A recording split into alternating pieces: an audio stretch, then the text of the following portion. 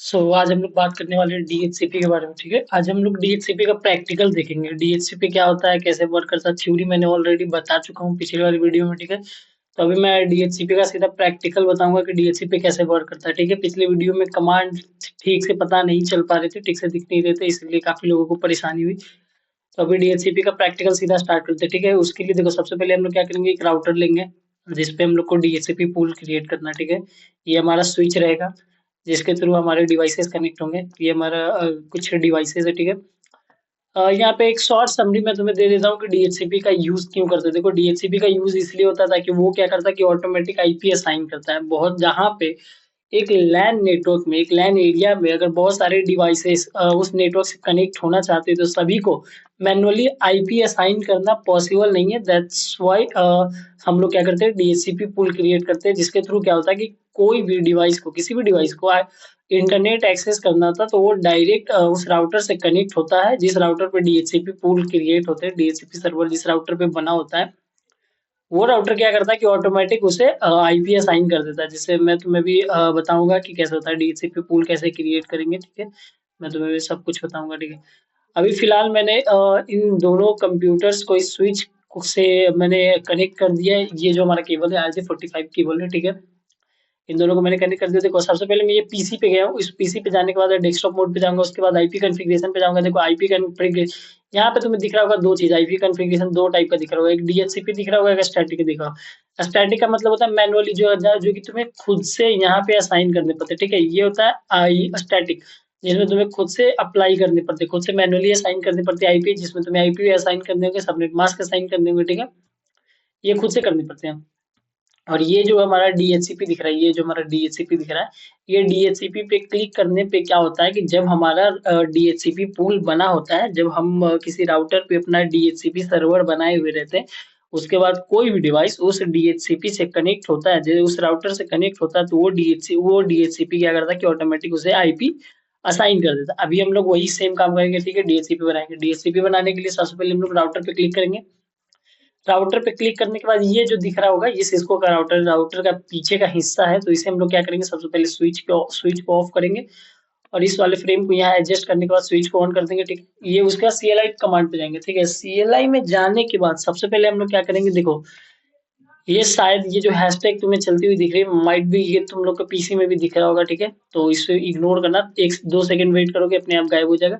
तो अभी हम लोग को यहाँ पे क्या दिख रहा है, would you like to enter the initial configuration dialog होगी, यहाँ पे सिंपली हम लोग को नो करके आगे बढ़ जाना। ठीक है, ये राउटर के सामने जो एरो दिख रहा होगा, इसका मतलब है अभी हम लोग यूजर मोड पे तुम राउटर पे कुछ लिमिटेड कमांड ही चला सकते हो, उससे ज्यादा नहीं। तो हाँ, सबसे पहले हम लोग इनेबल करेंगे। अभी हम लोग आ गए कहाँ, यूजर मोड से हम लोग आ गए प्रिविलेज मोड पे। प्रिविलेज मोड पे भी लिमिटेड कमांड होती है, लेकिन यूजर मोड के कंपैरिजन में थोड़े ज्यादा होते हैं। ठीक है, यहाँ पे तुम थोड़े ज्यादा खुल के कमांड लिख सकते हो और कॉन्फ़िगर कर सकते हो।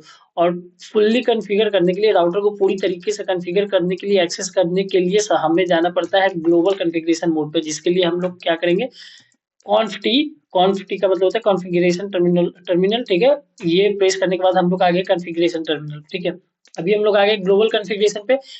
यहाँ पे हम लोग कोई भी कमांड चला सकते हैं। ये समझो कि अगर तुम ग्लोबल कॉन्फ़िगरेशन मोड पे हो तो तुम राउटर के साथ कुछ भी कर सकते हो। ठीक है, राउटर को तुम पूरी तरीके से एक्सेस कर सकते हो। तो अभी हम लोग क्या करेंगे, हम लोग को डीएचसीपी पूल बनाना है। ठीक है, डीएचसीपी सर्वर क्रिएट करना है। ठीक है, सबसे पहले हम लोग इंटरफेस पे जाएंगे। ठीक है, सबसे पहले इंटरफेस पे जाएंगे जी। तो ये जो मैं टाइप कर रहा हूँ, ये तुम देख रहे हो। सबसे पहले इंटरफेस पे गए, इंटरफेस GIG0/0 देखो, जो कि GIG यहाँ पे जो लिखा हुआ है, ये मैंने यहाँ पे GIG राइट किया। ठीक है, GIG0/0, उसके बाद मैंने एंटर किया। हम लोग इंटरफेस में एंटर कर चुके हैं। उसके बाद हम लोग को राउटर को एक आईपी असाइन करनी होगी, जो कि 192.168.10.1 वाली मैंने एक आईपी असाइन कर दी है, जिसका सबनेट मास्क 255.255.255.0 मैंने एक सबनेट मास्क दे दिया। उसके बाद नो सर्ट करके हम लोग को आगे बढ़ जाना। नो सर्ट का मतलब होता है कि हम लोग इस राउटर के इंटरफेस से निकल चुके हैं। ठीक है, लॉक करके।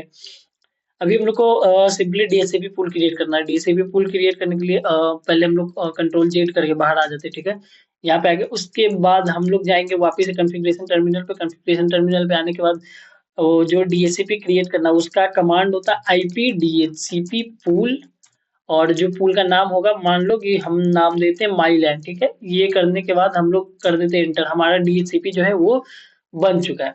अब डीएचसीपी बन चुका है तो सिंपली डीएचसीपी को एक नेटवर्क आईडी देनी होगी, ठीक है। नेटवर्क आईडी देने के लिए अभी हम लोग सिंपली टाइप करेंगे नेटवर्क 192.168.10.1, ठीक है। ये मैंने नेटवर्क आईडी दे दी, ठीक है। नेटवर्क आईडी देने के बाद इसका जो सबनेट मास्क है, ये सबनेट मास्क हम लोग को दे देना है। उसके बाद यहाँ से निकल जाना। अभी हम लोग को क्या देना है, डिफॉल्ट राउटर, ठीक है। डिफॉल्ट राउटर का मतलब समझो। देखो डिफॉल्ट राउटर का मतलब क्या होता है, ये पीसी है, ठीक है। इस पीसी को इंटरनेट चाहिए, इस वाले पीसी को इंटरनेट चाहिए। तो ये पीसी किससे कनेक्टेड है, स्विच से, और स्विच किससे कनेक्टेड, राउटर से। इसका मतलब ये पीसी जो है इस राउटर से ही ना इंटरनेट लेगा। तो डिफॉल्ट राउटर में जो आईपी हम लोग देने वाले हैं, तो वो आईपी हम लोग कौन सा आईपी देंगे, जो राउटर को आईपी एड्रेस स्टार्टिंग में दिया था। तो हमने राउटर का जो आईपी एड्रेस दिया था 192.168.168 .10.1, ठीक है। उसके बाद सबनेट मास्क इसका 255.255.255.0। तो ये डिफॉल्ट राउटर में ये देना है, ठीक है। जहां से हमारी जिससे कनेक्ट होने वाली है, ठीक है, जिसके थ्रू इंटरनेट हमें मिलने वाला है, एक्सेस कर पाएंगे। तो वो क्लिक करने के बाद सॉरी, हमने यहाँ पे क्या गलती कर दी, एक सेकेंड। डिफॉल्ट राउटर 192.168.10.1, अच्छा हाँ, ये हमें सबनेट मास्क नहीं डालना, एंटर करना सिंपली। एंटर करने के बाद यहाँ पे हम लोग आ गए डिफॉल्ट राउटर। अब हमें डीएनएस का यूज करना, ठीक है। डीएनएस सर्वर देना। डीएनएस सर्वर क्या होगा कि देखो, ये हमें बताएगा कि हम लोग को जिस भी वेबसाइट पे हम लोग को जाना है, जो भी हमारा डोमेन नेम है उसको आईपी में कन्वर्ट करेगा, ठीक है। और उसके बाद उस सर्वर पे ले जाएगा जहां से उस वेबसाइट को हम लोग एक्सेस कर पाएंगे। तो डीएनएस सर्वर हम लोग को देना है 8.8.8, उसके बाद सिंपली एंटर करके एग्जिट कर देना है। ये हमारा डीएचसीपी जो है क्रिएट हो चुका है, ठीक है। अभी देखो डीएचसीपी वर्क कैसे करते हैं। ये हम लोग पीसी पे जाएंगे, पीसी पे जाने के बाद आईपी कॉन्फ़िगरेशन पे जाएंगे। जैसे ही डीएचसीपी पे क्लिक करेंगे वैसे ही डीएचसीपी हम लोग को एक इमीडिएट आईपी एड्रेस दे देगा, ठीक है।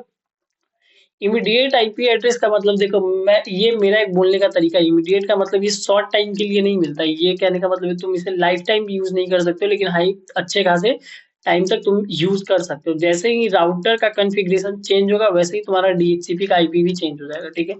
तो ऐसे करके तुम यूज कर सकते हो। और फिर ये है डीएचसीपी बनाने का तरीका, जो कि मैंने तुम्हें बताया। डीएचसीपी कमांड सारे तुमने देख चुके हैं कि डीएचसीपी कैसे, कौन कौन से कमांड देने होते हैं ताकि डीएचसीपी हमारा बन जाए।